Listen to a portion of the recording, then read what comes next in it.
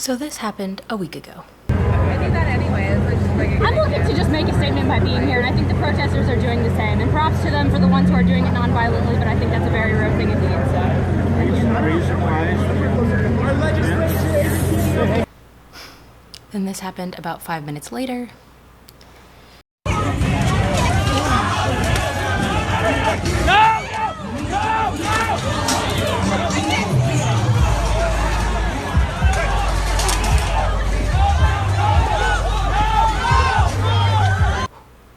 Before I did the interview where I was pepper sprayed, I had done an interview about 2 minutes before that, where the interviewer basically said she was trying to get fair and accurate coverage of the whole story, so naturally she picked the two most controversial figures in the crowd, me with my Make Bitcoin Great Again hat, and a gentleman with a large American top hat.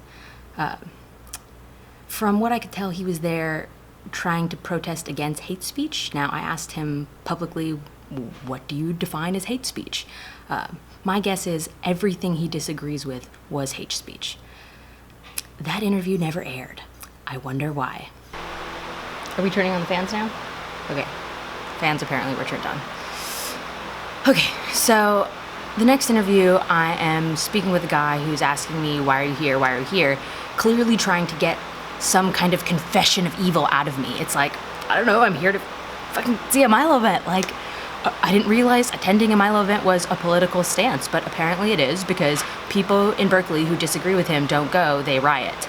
Now, the last message I tried to communicate with this gentleman before I turn away, I'm saying, yeah, okay, well, I'm here to make a stand. I'm here, everyone else here is here for some similar reason, and I think, you know, props to the people who are doing it peacefully, but I don't see very many of them. And as I'm turning away, now, the irony, the reason why this video went viral is because we broke the narrative in real time. Yeah, it's like, you cannot actually believe that that was a peaceful protest. You cannot actually believe that. 5 minutes after the Mace video, I walk just a few feet away. I'm waiting for my friends and I to regroup, and just immediately, the protesters start walking by us, and the next thing you know, this tiny little girl, like I still remember her face, just just light flashing in my eyes. Like, obviously that is designed to provoke, right? Obviously that's designed to provoke. So I'm upset. I'm like, get this thing out of my face. The next thing you know, I hear people screaming. I look over, my friends are on the ground. I've been maced in the eyes. Like, my friend, I see this like orange trail. She's been maced in the eyes. Her husband's on the ground. And to my knowledge, and I've been looking for the videos, please correct me if I'm wrong, but none of that aired on the news that day. None of it. None of it. This country, people have values. I have values, you have values, and sometimes, you know, we disagree. But we managed to walk out of our house most days relatively unscathed, unharmed, without breaking into civil war, because we're not wearing our values on our head. We're not a symbol for those values that we claim to represent.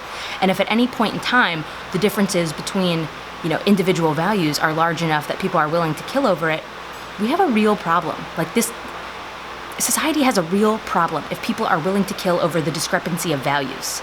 Okay? And again, until you put on a Trump hat or a black mask, people are relatively fine and comfortable with the idea of assuming you share the values of your rough geographical area. And that is what a country is. It's people with shared values in a geographical area protected by borders. Tribalism is a tool to both divide and conquer.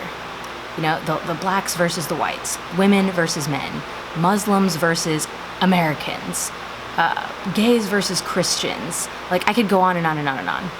And whenever you start to define someone as the other, you're at risk of falling into an ideology.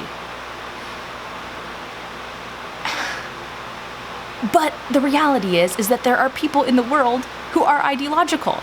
And the reason we have borders in this country, the reason we have a country at all, is because people in other places in the world, I don't think I need to be that specific, clearly would be happy to come here and make all of us a symbol of Americans. Protesters and Trump supporters alike. Doesn't matter. Red state, blue state, doesn't matter. To them, we are all Americans. To them, we are all Americans.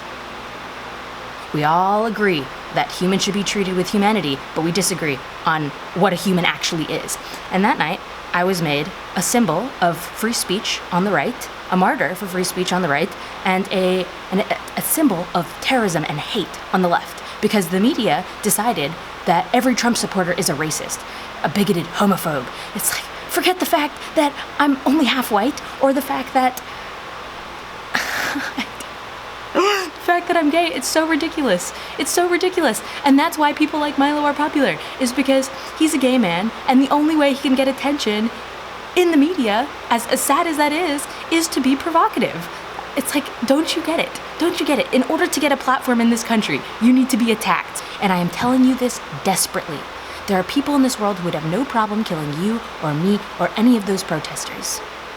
And if you're lucky, you become a victim of senseless violence. Senseless violence. If you're unlucky, you become a symbol for something that your race or gender or nationality or religion or state, your country has done. The good and bad it carries out in your name.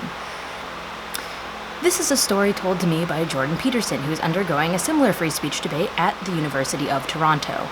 I would highly recommend checking him out. Okay, what caused Hurricane Katrina?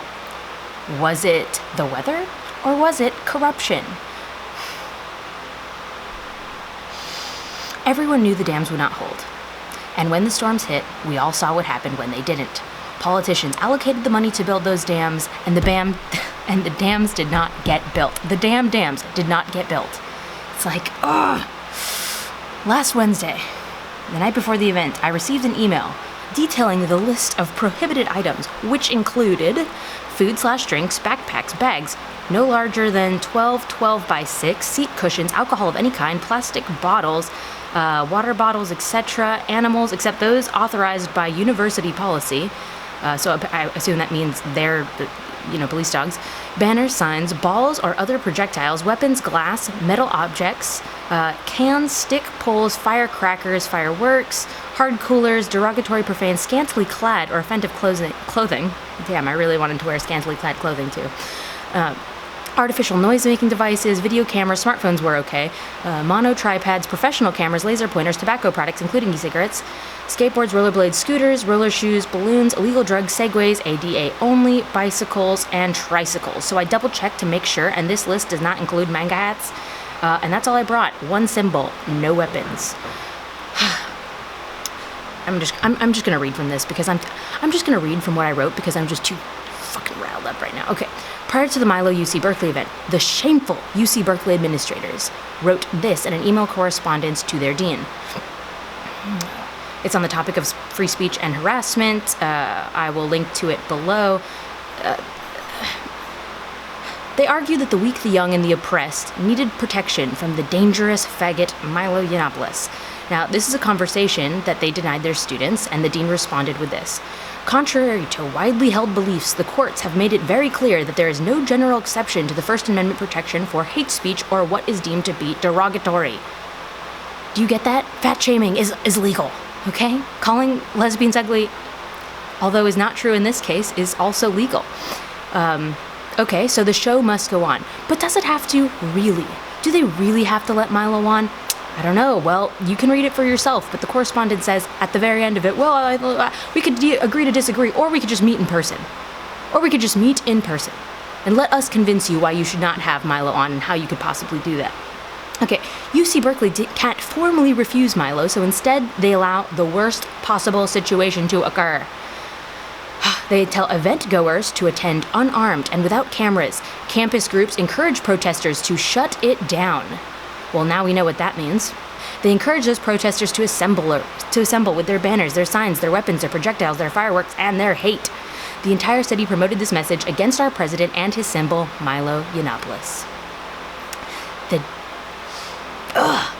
Damn near the entire state united against a common enemy, or a perceived political enemy.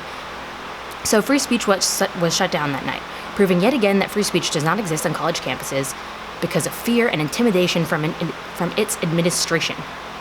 The lack of courage and conscientiousness from its students is exactly why Milo goes. God knows who was in that crowd that night. But the one person who has been exposed whose name I will not repeat here because it is all over the internet, is a UC Berkeley administrator. I'm going to repeat that just so you understand what's going on here. Out of all the people who have been exposed, it's not many. There were 1,000 protesters that day. Maybe 150 of them were violent, or at least that's what, everyone is regurgitating from the press. Only a few people have been exposed. Let's say 2 to 5, right? Okay, and one of those people has been revealed as a UC Berkeley paid employee. Oh my God. Oh my God. This is why this is so interesting. This is why this has gathered so much attention, is because this goes so deep. After I was pepper sprayed, I did an interview with KQ whatever, Nightlife, Russian News, InfoWars, and Freedomain Radio. Not one of the American media outlets ran the story beyond the pepper spray incident. So what I'm talking about is the much worse riot and beating that I witnessed my friends get. We were all maced. All of us were maced again. Much worse, targeted in the eye. It wasn't, I can't even. In the end, the media chose to suppress free speech. The administrators chose to fight it. The government decided not to protect it. And the peaceful protesters shut it down.